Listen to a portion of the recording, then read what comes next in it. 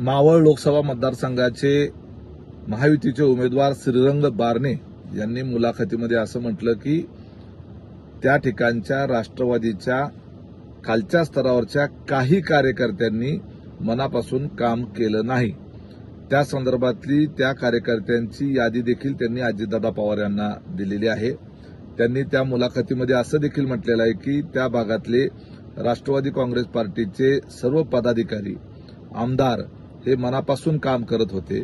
एवढंच नव्हे तर स्वतः अजितदादांनी बैठक घेऊन त्या ठिकाणी कार्यकर्त्यांना कामाला लावलं होतं।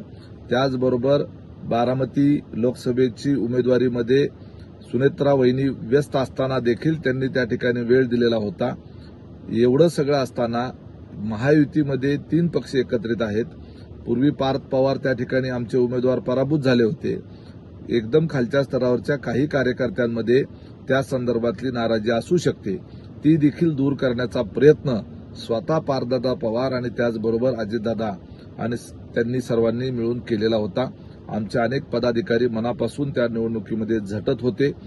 सगळेच ठिकाणी जिथं जिथं महायुतीचे उमेदवार आहेत त्या ठिकाणी अशा पद्धतीचं खालच्या स्तरावर थोडंफार 19-20 झालेलं असतं।